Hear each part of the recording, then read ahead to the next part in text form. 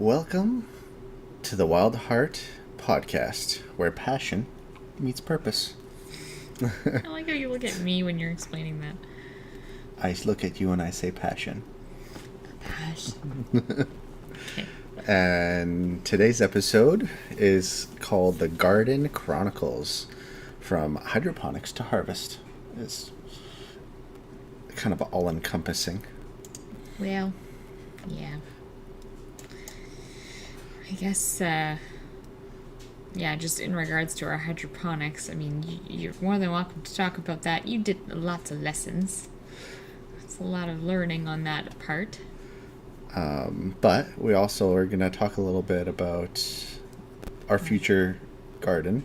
Mm-hmm. And we're going to talk about what we're growing this year. Yeah, what we're growing, and in a loose sense, we didn't plan it out in a spreadsheet or anything, but we did. We've talked about a few things, and we're gonna deep dive into a few of those things. I'm just gonna make sure the session is going live. So if you don't mind starting us off, do you want to riff on anything?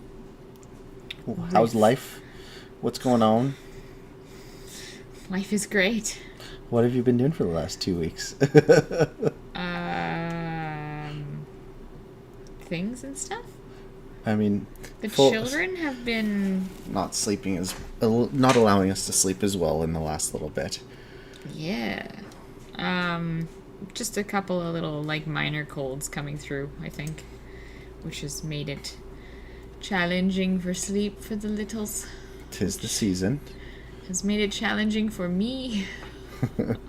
Well, it's what you sign up for, right? One day I'll be able to sleep again. That's really one of the biggest things that I've kind of taken away. Is just as long as I maintain rituals that I've kind of started, namely the morning working out, and getting ready with lunch and any snacks for the kids, and doing dishes in the morning, as long as it continues into a point where the kids will actually be sleeping through the night, I think I'll be better off, and I just keep looking forward to that day.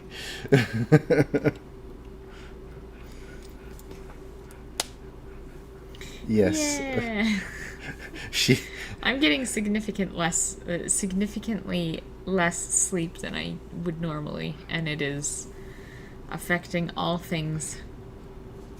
The closest that I have come to this previous is doing night shifts and flipping back and forth between nights and days. This is the extent of my job has just prepared me for motherhood. Well, it's one of the everything happens for a reason to a certain extent, and that's obviously one of the things that it prepared you for. I chose my career because I knew I wanted to have children. If that's the way you want to justify it, then yeah, why not? Yeah. Let's dive into the...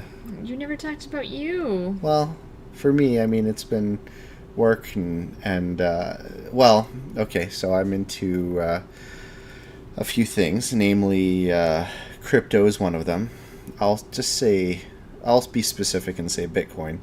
I've been following Bitcoin, and it is up on the rise again. Now, I think it was $70,000 when I looked. And we're Canadian, so just to mind our dryer, just buzzing there. They probably couldn't hear it, and now you've drawn attention to it. And now they're like, oh, we gotta listen for the buzz. The big thing to take note of is that we are it's cyclical, generally speaking, with Bitcoin, and however you feel about it, whether you feel that it is good, bad, evil, it's there's no denying that it's cyclical, is what I'm getting to. And we're at the edge of a point in the cycle where it's starting to go up, and it's already started on that path. So, the lowest point is behind us for this cycle, and now it's on the rise. So if you have any interest in Bitcoin, now might be a time to buy. And obviously with all the disclaimers that, we're not financial advisors and so on and so forth. But don't invest money you can't afford to lose. Yeah, that's the biggest thing. Yeah, it's at just 69,500 right now. So 69,000. And we Canadian. can and we can get into the details of that sometime in the future if people have any interest in it. I'm going to talk about it periodically just because it's part of our life. So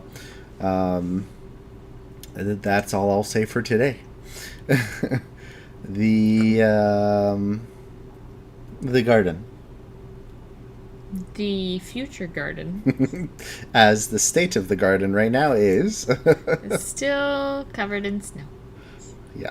So. And probably will stay like that until at least Victoria Day long weekend. What's Victoria Day weekend to Americans?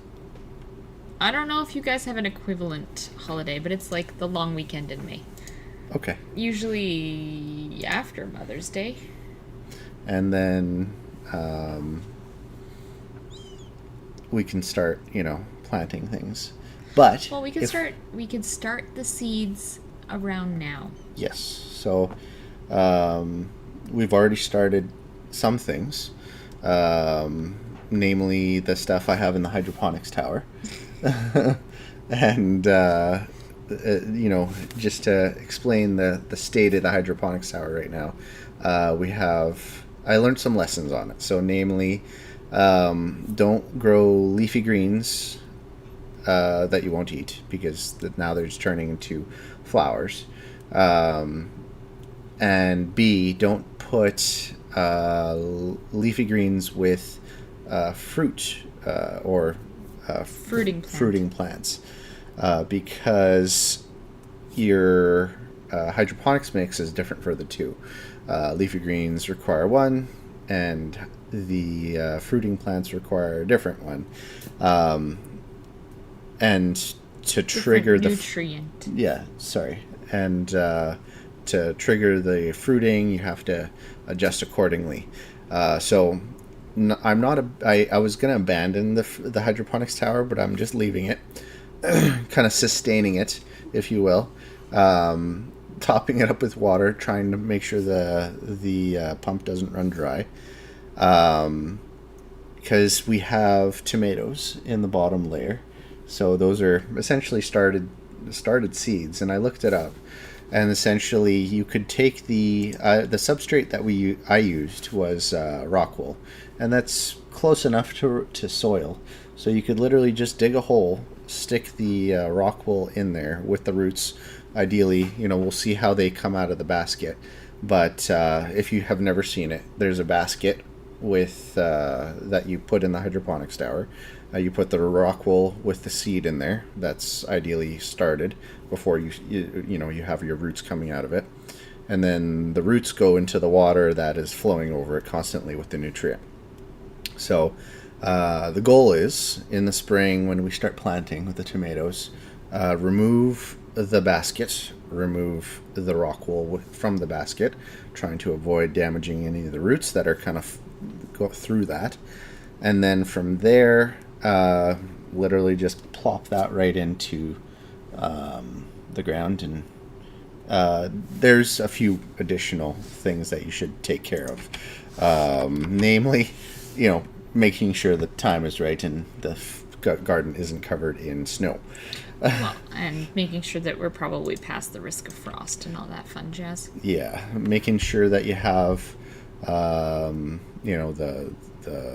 garden ready. We got rid of the old plants already from it. I covered it this year. I didn't use mulch. I just used wood. Just kind of covered it all up, because sometimes when I'm shoveling the driveway, as we tend to need to do in the winter, with all the raw salt and rocks and garbage that are on there, it would be going into the garden. And You don't want to salt your garden. well, I mean, not too much, not overly. It is a mineral, but yeah, obviously you could throw off the whole garden if you don't take in little things like that into consideration. Making sure the hole is big enough for all the roots, and the rock wool obviously is a consideration. And then yeah, essentially you might want to fertilize your tomato plants as you transition. Sounds like he's just singing a song of his people. Maybe. If you want to go check on him, I'll keep going. We will observe. We have a monitor. I must have... Oh, no, he lost a Susie. Okay. I must go and attend to the small little guy. That's why we have a tag team. Goodbye. For now. And then aftercare. So after you've planted, you've fertilized, you don't want to disturb, because it is a shock to the plant to relocate it. You want to make sure that the rock wool is just slightly covered under the soil surface, and that way it is, I hear him crying a bit. So yeah, aftercare. You want to make sure that the plant is properly supported. You want to make sure that there's if there's any yellowing leaves, to take them off, and obviously shade it if there's excessive heat.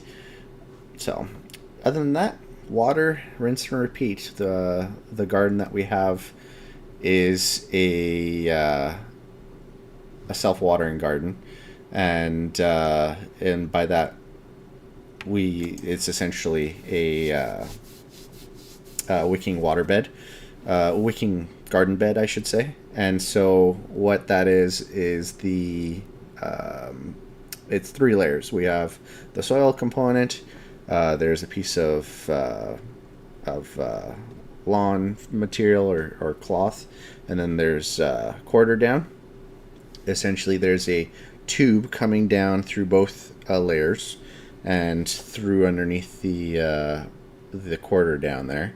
And when you water the garden, you have there's a fill level on the side that you fill the quarter down section until it's essentially topped up to the level that you want it to, and as the water wicks up through the soil, the plants will take what they need, and the material that separates the rock wool, or the rock from the soil, will prevent the roots from getting right into the rocks. So there's lots of YouTube videos, and maybe we'll do a little video of how it was constructed at some point. But I was just going through our garden. Cool. And what it was. You want to show off some seeds? I just find it funny. I literally just popped the Susie back into his mouth, and he's just like... I'm good. And now, I know the people at home can't see it, but he has a Susie over here, and it's not even in his mouth, but he's fine. I just needed the comfort of it Strange being in my child. presence. It was behind his head, so it was not like it was that far. But it was not easily accessible. He didn't know it was there. It's dark. Have you ever woken up in the middle of the night and wondered where something is that you didn't know, and you're reaching around frantically for it? I know. I'm like, nope. My pillow is usually where I need it, and my blanket is usually on me, so... I'm thinking the phone is usually where your charger is, and I don't know. Yeah. I can't think of anything else you desperately need other than maybe the baby monitor. Which is in the same spot too, because I am a creature of habit. As he hasn't developed that habit yet. I was talking to I'll do a little side note. So I was talking to our daughter about habits today, actually, and because I was explaining what a habit is first off, and she kind of I explained, when she's used to waking up in the morning, and the first thing she does is she takes a drink of water, because in the past we've explained you're always the most dehydrated that you'll be throughout the whole day in the morning, and the best thing you could do to get a jump on your day is hydrate. And so it's essentially, she's done it often enough that I think it's a habit for her at this point. And the contra, so I explained that there's good habits like that one, and sometimes there's bad habits like the one I've developed through doing service work in the past, not wearing my seatbelt enough. And so I basically had to explain how it's hard to undo a bad habit once you've learned it. So the level of not being able to hear the beeping is just astounding to me. Well, it's again, bad habit, but yeah. Nonetheless, it was a little side note of habits and lessons, and how it's important to develop good habits. Using myself as an example. You know what? You know what's a good habit to have? When you jump into the vehicle, you reach, you put on your seatbelt. Yep. You know what? In driver's ed, which was many years ago, they teach you that you should buckle your seatbelt before you even turn on your car. I didn't have that class. No, you did not. I did. Oh, God. Anyways, where are we moving to? We've got. You brought some show and tell today. I brought some herb seeds. Because, yes, it's nice to grow fruits and vegetables in the garden. But as we all know, if you listen to any of the other episodes of the podcast, I have been working on my herbalism diploma, and so I want herbs to play with.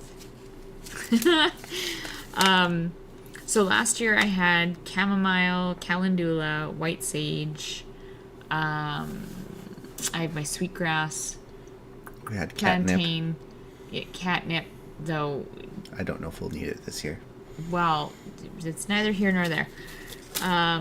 What else did I have? I had plantain, and I think that was it. And so the plantain had just kind of come up naturally with the soil, and honestly, these were the biggest broadleaf plantain plants I have ever seen. Like, the leaves were literally, like, this big. And they showed up, like, naturally, right? Yeah, like... in the soil that I think we got. That's what I had just said. Yeah. I just reiterating. Yeah, so no, they were just in the soil, and then the first year they were relatively like normal sized, and then I had kind of transplanted a couple of them. So like we planted the tomatoes in the back wicking bed, but I had moved one of the plantain plants into like a row of them, and they were so huge. Anyways, so this year I will, like, my sweetgrass is just a, what is the term, perennial, so it just comes back each year. So that will just continue to grow. I transplanted that last year as well, so it's got a bigger container to grow in. We gave that a haircut, too, in the fall. Yes. In theory, I should probably be cutting it a lot more regularly than I have been, but, baby. So. I think it'll be better this year. Yeah. But yeah, so I've got my sweetgrass. I do have the white sage. I'm curious to see if that one white sage is going to come back or if I'm going to plant more, but they have a very low germination rate, so I don't know how the seeds will do, but I'll plant some more seeds there. I also need to switch up the soil because it's used to more of like a sandy, loamy type soil versus like the soil that we have, which is more of like the mud dirt. So I've got that, and then we'll have the calendula and the chamomile again. The plantain, I remember ripping out the plants, so we'll see what kind of sprouts up from the seeds that were spread from there. Spread. Yeah, spread. And then I also picked up some yarrow seeds, which I'd like to plant. That's a root, right? Yarrow root? You can use it for like different parts of the plant. It doesn't have to just be the roots. I guess it has multiple parts. Yes. Just like us. Yes. Just like any plant. But yeah, the flowers are really good. There's the leaves I think you can use for things as well. Really good for apparently like colds and fevers. Yep. What else can I say about it? Also healing. Very good for soothing and healing external wounds and many skin conditions. Good to know. So yeah. What was the other one that I wanted to plant? Oh, echinacea. I think I tried... So echinacea requires... Well, it didn't require, but it is one of those ones that you want to do a cool start with. So a cool start meaning that you do like a cold stratification, which essentially... Do you know what cold stratification is? I am going to explain it. Okay. Hold your horses, sir. So like what I was doing for cold stratification was like, or a cold start, if you will, was I was putting, moistening a paper towel and putting the seeds down on it and then folding that paper towel so it covered the seeds, and then you put that in the fridge. Okay.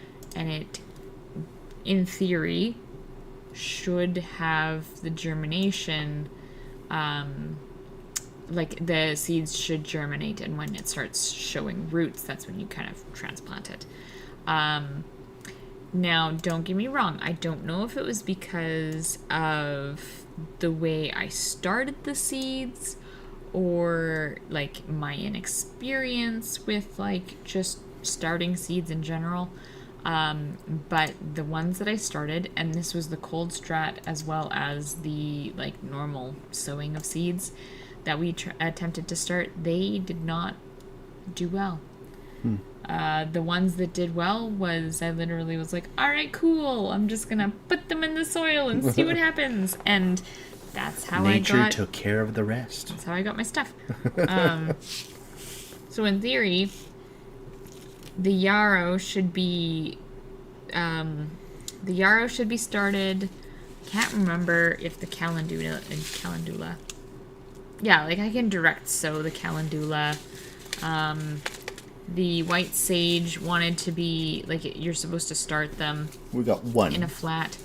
I planted I think 9 or 12, and I got one, but they have a low germination rate in general. The ones that I started inside did not take at all, so I planted 9 or 12 outside, and I got one. But again, switch up the soil, I think. What one's this one? This is my chamomile, which is good. I just sewed directly into the... Take off the clips? No. Okay. They're open. I don't want to spill seeds all over myself. Seeds everywhere. Then it would be sad, and I would have chaos gardening, because I'd just have to sow the seeds everywhere. I like that idea. Not with my herbs. I'm not at the point yet where I can well, most of the herbs are very identifiable, so never mind. Yeah, the echinacea was the one that I had to cold stratify, which was like so annoying. Cool start. Anyways, yeah, and mint. I wanted to plant mint last year. I definitely want to plant mint. And I don't think I ended up getting around to it, but mint, you have to be very... So the way that I kind of plan my garden is I look at like, what do I want the biggest yields of? So I need the bigger planters for, and what herbs play nice with each other. Things like lemon balm, mint. There was another one that I had. They kind of like, if you plant them, they are notorious for spreading. So if you are planting a mint plant or a lemon balm plant, and you want them to stay where they are, plant them in a planter. Yeah. Mint will have a little planter of those. Don't need to do the catnip this year. Rosemary, I have my bush. Well, a very small bush, but I have a bush. It's growing. it should come back and it should be fine. Lemon balm I'd like to get planted this year. And then there was one more that I was looking at. I can't remember what it was now. Can I talk about the vegetable side? Oh, thyme. Oh. Thyme. We need to plant some thyme because we've been down. using thyme a lot in A lot of our home cooking. Yeah, a lot of our home cooking. So it'd be nice to grow that one. Anyways, go on. So, on the vegetable side, I feel like you're the herb side and I'm the vegetable side. Yes. So, for the vegetables, obviously, I mentioned the tomatoes, chives or green onions. We need carrots. Maybe both. Yeah, carrots for the butterflies. Yep. Every year we get butterflies that come and visit our garden and Black swallowtails, to be exact. And so we give them a row or two of carrots. Yield was kind of disappointing last year, but it is what it is. I think Are you sure? I feel like they're short and stubby. You Not still long got and, quite a lot of carrots. I guess. I feel like it was good enough for like 3 dinners. But I'm not that picky. It's okay. My thoughts on that was we didn't. We kind of planted and then we just left them. So there was a lot of spaces that had like 1 or 2. I just remembered why they did that too. I started them. So you don't need to start carrots in. I started them in the. We started them 2 years ago. Was that it? Yeah. This was our 2nd year of growing carrots. Was it? Okay. Yeah. But yeah, don't start your carrots. Or I can't say don't start your carrots, but we started them in like cups and. No, we started them in the flat in like what I would use for the microgreens, and then I transplanted them into the cups because they were outgrowing it. I started them way too. You don't need to start carrots at any point. You could just direct sow. Anyway, lesson learned. Tomatoes, carrots, green onion. We did sunflowers last year, but they're kind of disappointing. Oh yeah, we had the peppers, like the little serrano peppers. Those were fun. The peppers. We still have a bunch dried. We don't use them too often in cooking simply because I'm the only one who likes spicy things. But I don't think we'll need that many peppers. I wouldn't mind having a few more, but still, that's the major things I would want. Yeah, I'm trying to think of what else. We did have a watermelon. Plant. We started that way too late. We didn't even start it. It was a plant that we had bought from the greenhouse. It required a little bit more space and a little bit more something. TLC. Yep. Our garden was a little lackluster because, again, baby. You know what? It's part of life. Yep. I'm looking forward to really engaging our daughter into the gardening this year because she usually likes getting her hands dirty and she's always helped with she helped with the hydroponics seed starting. She helped with a lot of the microgreen stuff in the past. She helped us at the planting last year too and harvesting. So it's just continuing that and making it a season, like a yearly ritual kind of standard. It's one of the life skills that we want to teach in our homeschooling. So, yeah, that's our garden. Yep, and I think I can't really say that there is an easy way to engage your children in the gardening process, but I think just we just started doing it, and it's one of those things where it's new and exciting. If you do it, they might find interest in it. And yeah, I have remembrances. I have memories. That's the word. Of when our daughter was really young, where I came home from work. I worked overnight, and then we were planting that morning, and I remember she was eating the mud. But I think that was one of the first times she'd actually helped with like an actual plant, right? Yeah. She was actually planting with me. Mm-hmm. And every year she gets to choose how, like, she comes to the greenhouse with me. She looks forward to that. She likes to help me choose the flowers that we put in the front planters. And then, and then we just kind of plant, and she helps me with the planting. And We should discuss that front planter, the third one. That first, it's one tricky. that's like right in the corner that never gets the right amount of sunlight, or Maybe gets put way too mint much. I don't know. I need something that's like super drought tolerant. The other, I was gonna say, like, Yarrow would be a good one for that, because it's like I can't water it enough because the ground is really weird, but we also have ants in that area. Ants your pants. And the lawn people. Oh yeah, because we have. Yeah. Yeah, we'll have to see what we can do about that. That's why I haven't ever planted anything. Anything we want to eat. Yeah. Yeah. Yeah, to be determined. Third mystery planter in the front. Yeah, I'm trying to figure out what. I'd like to do milkweed up there for the more butterflies. Yeah. I mean, throw the carrots in there. I mean, I guess so. I mean, throw some, like, sacrificial carrots that we won't be eating. We won't be eating. Bunnies? Yeah. For the bunnies. For the buns. Put a little trap in there at the end of the season. I don't think I'd want to eat a city rabbit. Yeah, you're probably right. Probably just as awful as a city deer. Do you want it to taste like McDonald's? Because I don't think I don't think I'd want that. Anyways, moving on. As we get a copyright strike. Could you imagine? Yeah, so that's about it. I mean, if you have any tips, tricks, or you want to share your gardening experiences, feel free. Leave us a comment in the comment below. Love to hear them. Give us a kind of idea where you are too, because obviously there's many zones all across North America and Europe for that matter.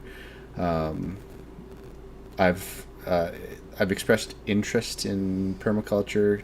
Don't have the knowledge set yet.